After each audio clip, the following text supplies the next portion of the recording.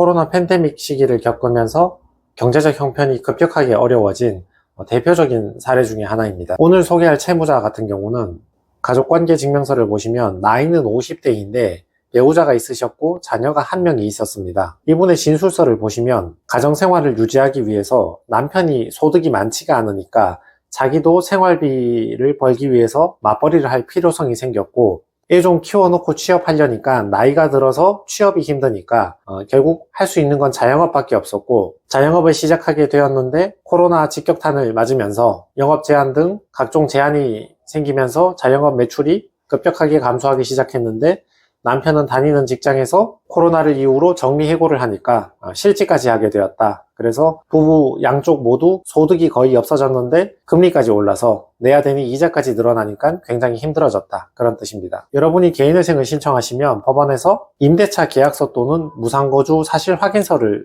제출을 하라고 하거든요. 임대차 계약서는 여러분이 사시는 집에 월세나 전세 들어가 있을 때 보증금 얼마에 월세 얼마다 그거 있잖아요. 그거 제출해야 되고, 근데 채무자들 중에는 자기 집이 아니고 부모님이나 배우자 집에 사는 경우도 있잖아요. 내가 월세 계약 쓴 게 아니고 배우자가 전월세 계약을 했다거나 또는 내 부모님 집에, 내 형제 집에 얹혀 사는 경우가 있다고요. 지금은 잠깐 힘든 상황이니까. 이런 경우에는 그 거주지를 확인받기 위해서 나에게 집을 무상으로 빌려준 사람으로부터 무상거주 사실 확인서를 받아와서 법원에 제출을 해야 됩니다. 이걸 통해서 법원은 그 사람이 실제로 어디 사는지를 확인해 보려는 것도 있고, 과연 우리 법원에 관할이 있는지를 확인해 보려는 것도 있고, 그리고 보증금의 행방을 찾기 위해서 물어보기도 하거든요. 여러분이 주민등록 초본 전체 주소를 출력을 하면 언제 어디 동네 살았는지가 다 제출이 되잖아요. 내가 지금 서초동에서 무상거주를 하고 있는데 그 앞에 주소를 보니까 역삼동에 살았다 그러네. 근데 역삼동은 무상거주가 아니라 보증금 2억짜리에 산 거예요. 그러면 역삼동에서 서초동으로 이사를 오면서 무상거주로 바뀌었는데 보증금 2억은 어디에 갔냐? 법원에서는 이걸 확인하고 싶은 거죠. 이것을 확인하는 용도로 사용하기도 합니다. 자, 그 밑에 보면 금지명령 신청서가 있죠. 4월 28일에 금지명령을 신청했는데 5월 2일에 금지명령 결정이 되었죠. 서울회생법원인데 4일 만에 났으니까 빨리 난 거죠. 보정 권고를 계속 보시면 개인회생을 신청하자마자 항상 나오는 보정 권고들이죠. 이분 보시면 1년 이내에 차용한 돈, 빌린 돈을 의미하는 거죠. 왜 빌렸는지, 어디 썼는지, 입출금 내역까지 제출하라 이겁니다. 최근 1년 내 채무라 하면 최근 채무를 의미하죠. 법원에서는 최근 채무는 반드시 확인을 하거든요. 그 돈 어디에 썼는지. 최근 1년 내에 A은행에서 1,000만 원 빌리고 B은행에서 1,000만 원 빌렸다면 그 2,000만 원 어디 썼는지 확인을 하는 겁니다. A은행에서 빌린 1,000만 원은 매달 생활비로 100만 원씩 써서 1,000만 원 다 사용했다. B은행에서 빌린 1,000만 원은 그 전에 삼성카드 1,000만 원 갚아야 될 게 있어서 변제했다. 이런 식으로 어디에 사용했는지를 소명을 해야 되고, 그리고 생활비로 썼던 기존 채무를 변제를 했던 내 계좌에서 빠져나간 돈이니까 계좌에 내역들이 기록이 남잖아요. 그 남은 기록 내역을 증거로서 제출해보라, 그런 뜻이 되죠. 그 다음 보정 권고 보시면 개인회생 신청일 기준으로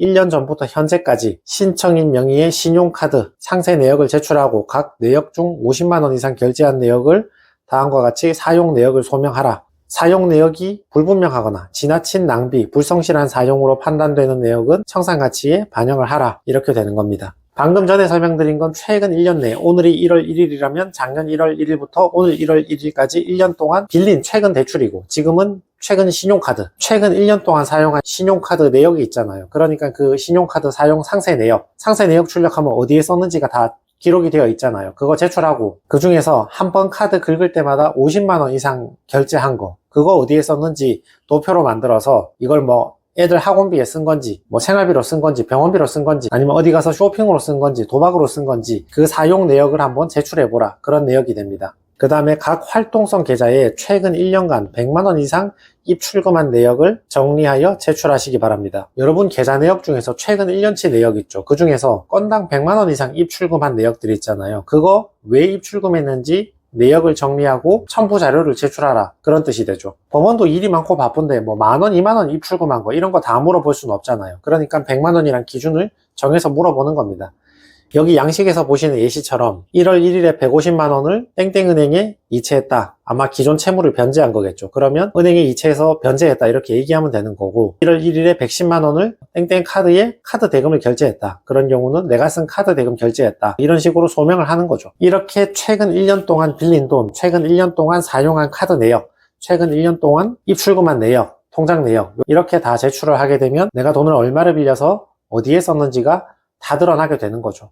가끔은 주식 코인이나 토토 같은 걸 하고 도박 같은 걸 하시고 또는 가족한테 돈을 좀 이체를 많이 해주시고 그거 얘기 안 하면 되지 않습니까? 라고 물어보시는 분이 계신데 이렇게 30만원, 50만원 기준을 정해서 건별로 전부 다 하나하나 설명하다 보면 드러나게 돼 있죠. 설명을 안 할 방법이 없죠. 예를 들면 내가 처자식도 없고 부양가족도 없는데 채무가 1억이다. 근데 월급도 400~500만 원이야. 잘 벌고 있어. 근데 채무가 1억이다. 그냥 여기저기 썼고 특별히 낭비한 거 없습니다. 라고 얘기를 하시지만 이렇게 분석해서 보면 내용이 다 드러날 거 아니에요. 이분은 4월 28일에 신청해서 5월 2일에 금지 명령을 받고 7월 27일에 개시 결정이 났으니까 운이 좀 좋았네요. 빨리 진행되셨네요. 이분 사건을 진행하면서 이분이 가족하고 주고받은 이체 내역이 적지 않게 있었거든요. 그래서 그 부분에 대해서 물어보면 생활비 규모로 주고받았다고 설명을 해야지 라고 생각을 하고 있었는데 다행히 물어보지 않고 바로 개시 결정을 내려줬어요. 그래서 보정 한번 하고 바로 개시 결정을 받았으니까 4월에 신청해서 7월에 바로 개시 결정을 받았던 거죠.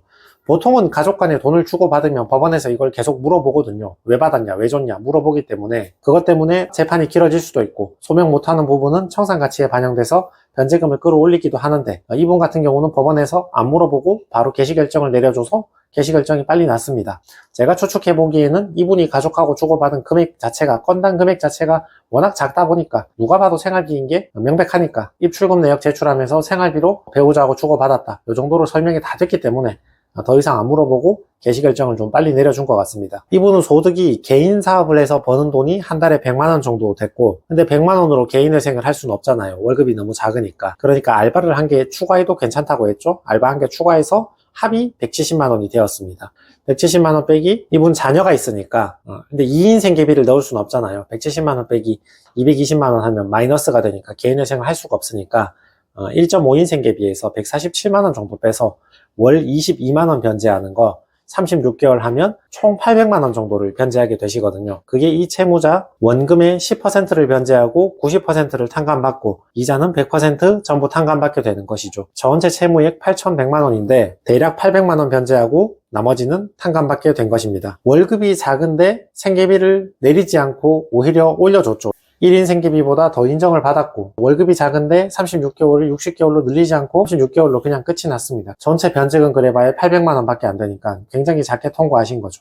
이분이 운이 좋으신 겁니다. 보통은 이렇게 작은 월급을 들고 개인회생을 신청하면 1인 생계비를 깎아서 변제를 더 내라 하거나 아니면 변제 기간을 60개월로 늘리거나 또는 법원에서 보정 권고를 계속 내립니다. 월급이 왜 이렇게 작냐고 최저시급에도 미달하는데 왜 이런 작은 월급을 받고 있냐고 물어보는 경우도 많이 있거든요. 이런 분처럼 진술서나 생활 행태를 예전부터 살펴보니까 처음부터 경제적으로 힘들었고 가운데 재산을 취득했다 샀다 팔았다 그런 것도 없고 주식, 코인, 토토 이렇게 뭐 사치, 낭비, 과소비 이런 내역도 계좌 내역에 일절 안 나타나고 처음부터 재산도 없었고 소득도 적어서 계속 하루 벌어 하루 먹고 살면서 작은 돈으로 생활비만 썼다. 이런 사람들은 이렇게 월급이 좀 작거나 하더라도 결과가 잘 나오는 경우가 많이 있죠. 법원에서도 더 이상 조사할 게 없잖아요. 애초에 재산을 은닉하거나 가족 간 숨기고 이럴 가능성도 아예 없고 소득 자체도 항상 적었기 때문에 전업주부 하다가 자영업으로 간신히 먹고 살다가 알바까지 추가하면서 항상 적은 소득을 받았으니까 먹고 살기도 빠듯한 돈을 벌었으니까 그 돈 가지고 어디 숨겼겠다 이렇게 의심할 이유도 없고 계좌 내역을 열어봐도 뭐 낭비한 거 전혀 없고 이런 분들은 결과가 좀 잘 나오시는 편이죠. 그래서 개인회생을 신청했을 경우에 뭘 조사하는 것이냐, 방금 보셨듯이 최근 1년 동안 빌린 돈, 최근 1년 동안 카드 사용 내역, 최근 1년 동안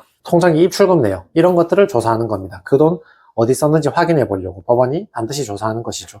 여기서 오해를 하시면 안 되는 게 하나 있는데 그럼 최근 1년만 보니까 그 전에 거는 아무 상관없겠네요. 마음대로 막 쓰다가 1년만 있다 개인회생 신청하면 되겠네요. 그렇지 않습니다. 최근 1년을 이렇게 소명을 많이 시키고 집중적으로 본다는 거지 최근 2년을 물어보는 법원도 있고 그 전거까지 검토하는 법원도 있습니다. 다만 확률상 어디를 집중적으로 보냐 하면 아주 옛날 것보다는 최근 1년, 2년치를 더 집중적으로 보고 항상 그 부분에 대해서 소명을 많이 시킨다는 뜻일 뿐이지 어떤 특정 시점을 정해서 그 뒤로는 조사하는데 그 전으로는 절대 조사 안 한다고 보장이 된다 뭐 그런 뜻은 절대 아니니까 법원에서는 그런 보장 같은 걸 해준 적이 없으니까 오해를 하시면 안 됩니다. 네, 이상입니다.